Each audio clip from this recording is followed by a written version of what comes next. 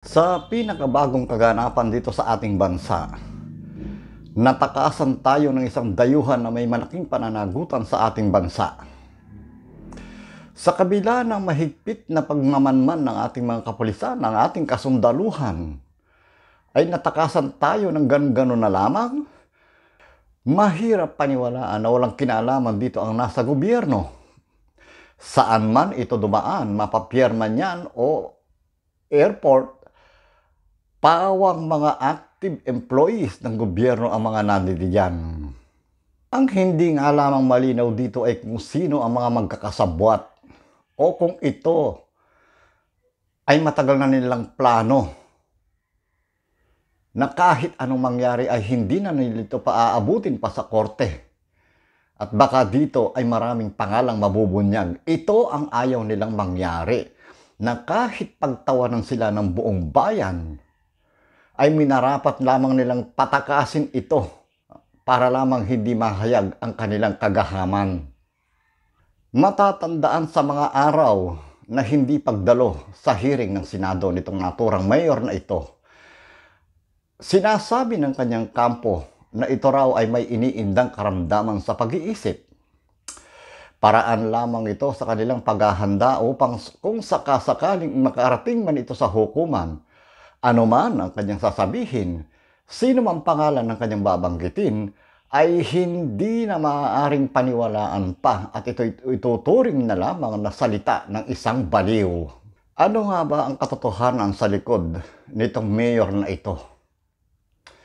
Sinasabi ng ating mga kapulisan na ito ay minamanmanan sa kanyang farm sa Banban Tarlac, subalit hindi siya nakita. Gaano man kalawak itong farm na ito, ay kung talagang hinahanap yan, ay makikita at makikita yan. Subalit ang kanilang ginagawa ay hindi naman nila totoong hinahanap ito. O baka may meron silang pinagbibigyan o maaaring may nakikiusap sa kanila na huwag na itong pakialaman. Mga ganitong pangyayari, nalalagay sa kahihiyan ang ating mga kapulisan, bagay na hindi naman nila ito ginagawa. Malaki pa rin ang ating tiwala sa ating mga kapulisan. Subalit, nang dahil sa malakas ang protektor kaysa nagpapatupad ng batas, ay ito ang nangyayari. Nakakalungkot isipin na kapag ang ating mga kababayang Pilipino ang nagkakaroon ng kaso sa iba't ibang bansa, na kahit anong sikap natin na makiusap upang patawarin sila, subalit hindi po nila ito pinatatawad at kanila itong binibitay, bangkay ng umuuwi sa ating bayan yung ating mga kababayang nasa sangkot, kalakaran ng droga. Pero pagdating dito sa mga dayuhang ito na naghahasik ng mga illegal na gawain dito sa ating bansa, ay malaya nilang natatakasan ng ating batas.